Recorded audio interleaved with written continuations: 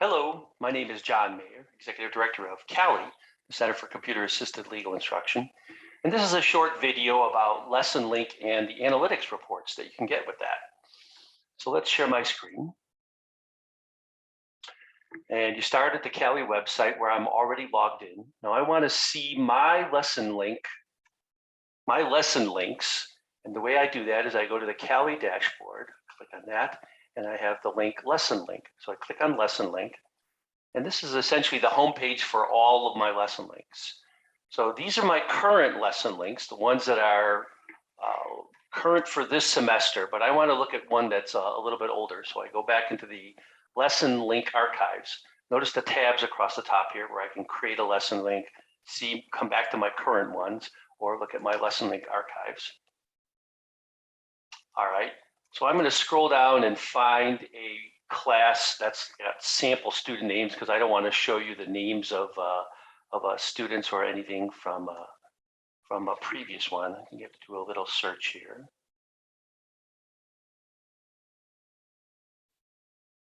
There we are, CALI demo spring. There it is. All right, let's take a look at this one. So notice that I've created a class called CALI demo spring 2018. I've got 3 lesson links in it, one for the parole evidence rule, one for hearsay from square one for homicide defining death and life. Right from this screen, I can see the number of students or the number of times these lesson links have been run by my students. In this case, 8 students ran, or some number of students ran this lesson 8 times, right? This isn't an actual count of students, and nobody ran the other 2. So from this screen, I could do a very quick on the browser look, and I could hit grades, and it will show me the list of students when they ran the lesson and whether or not they saved their score, how many questions they answered, how many of those questions they got correct, and how many total questions there are in the lesson, right? So this is just a demo, and you can see I've got my name and some staff folks and some made-up students. And in not all cases, John, when he ran it on the first time, he didn't answer any questions, and so he didn't save any scores. Ranella answered 7 questions, and of those, she got 3 correct, 3 out of 7, 42%. But the key thing here is to notice that there's 70 questions in the lesson, and so she didn't get very far in this. All right, so that's what you can eyeball very easily by just looking at that report. Now you can download that same information by hitting the download all grades for this course. So in other words, this button, the download all grades, and this button, the grades, are awfully similar.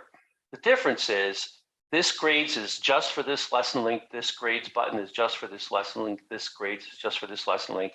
This is for all the lesson links in this course, right? All right. I could also click just the grades for this one. Sorry, so this lets me see the grades for this. This lets me download it for individual lesson links. This let me download it for all the classes. All right. Now there's a second report that you can get on any of these, and that's called analytics. And that's because it dives a little deeper. So let's go into the analytics for this one. So right away, you're on another screen, and what you've got is 2 reports actually, right? One of them is the list of all the students and how they did, and the other is the list of all the questions that they answered and how the students did. So that hopefully gives you 2 insights. One is you could sort this by score, and you can see which students are doing very well and which students are doing not so well. And if you're using this as formative feedback, you might be able to assume or presume from this that maybe I should intervene with the students who aren't doing well on a particular topic, right? The second thing is you could look at the list of all the questions and you could see, looks like everybody's doing fine with question what 7, looks like fewer people are doing fine with question what 9. Maybe that's something I should look into and go over in my class. And you can do that, you can find out what those questions are inside the CALI lesson by just clicking on the question name. So I'm going to click on what 9 down here. And it pulls up the text of the question. So I could see This is plaintiff and defendant have entered into an enforceable oral agreement. Claimant offers. Your choices are, is this a parole evidence, yes or no, right? So I could see what the concepts are that are being covered by this question. And then I can ask myself when I look at the analytics, well, why did everybody get that one wrong? And maybe I should pull this up in class or cover that. All right, let's just go a little bit deeper. So up here are 2 check boxes, and those 2 check boxes have superpowers. We're going to drill down a little bit.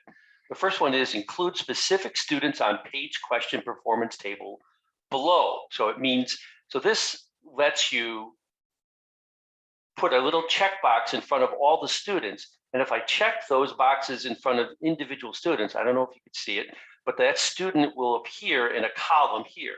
So there's Deb, there's Jane's student. I'm going to click that. There's Jane's student now, and there's Ranella, and I'm going to click that. And now on this report, I can do a sort of a side-by-side comparison of the students.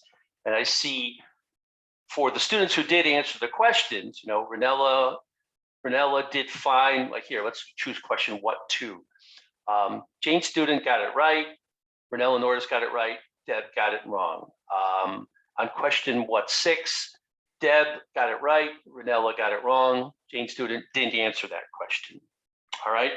So that gives you another slice, another angle on this information.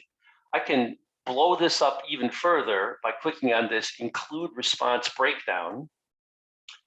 And that shows me all of the responses from all of the students. Actually, I could also click list students for each response. And that shows me, by question, which students picked which question, which answer to which question, and whether or not they got it right or wrong. And that's the green and the red there. So this is the maximum amount of detail, and it all depends on how deeply you want to dive in to find that. And so that's why the default is for this to be sort of empty. And I'll uncheck this here, so that you have basically the surface level information giving you, how the students did, and I can sort that by score, and how the questions were handled by the class, and I can sort that by score. One last thing, students can run the lessons, follow your lesson links multiple times. In other words, they could try it once, try it another time, and we wanted you to be able to see if a student was making, extra effort. So there's another one here, include all dates of student runs. And so, for example, here you see that Deb Quintel ran this lesson once. Jane's student, however, went at it 4 times there, 1, 2, 3, 4. All right. And Ranella just ran it once. Just a little extra bit of information that we hope gives you some insight into what your students are doing with these materials. Now, you can download this performance report right here, as a CSV file, if you want to pull it into Excel and do a little bit more with that. You can do the same thing with the question lists, download the page question performance list. And I'm going to do that. I'm going to grab that. We'll save that. Notice that it's a .csv, comma separated variables file, which is compatible when you click on it to open up in Excel. And there it is in Excel. I'm going to expand this out and increase the column width so you can see it a little bit better. There we are. And let's hit view, zoom, blow this up just a little bit more. All right. So here you see, you can look at the individual questions, the percent right, answer total, and so on.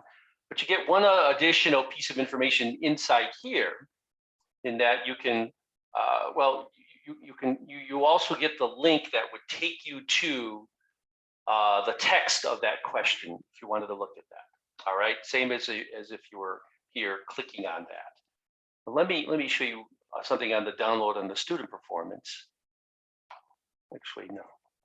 So let's skip that. So you notice also that these student links are hot. They can be clicked on. And so I'm going to click on the student links, and all that does is it drops you into the where is it? There, I lost it. Yes. So everybody on the CALI website has a profile, right? So it's a public profile. So here's Jane Q student of law at East Coast University. and it tells you what class they're in. So why would you need to have that information? Well, if you're running your analytics reports and you see some students, you go like, I don't recognize that name. I'm not sure they're in my class. That might have been a situation where the students shared the lesson link with one of their friends, or put it up on some, or your syllabus is up on some public website, or was in some way publicly accessible. Whatever the situation, somebody else from outside of CALI, but they had to have had an account, could have run that lesson link, and so they would appear in your reports. So that's why you can click on these student names here to go see what their provenance is, to find out, make sure they're people that are actually in your class. All right, that's our quick look at lesson analytics. Let me know if you have any questions, jmayer@cali.org. Thanks.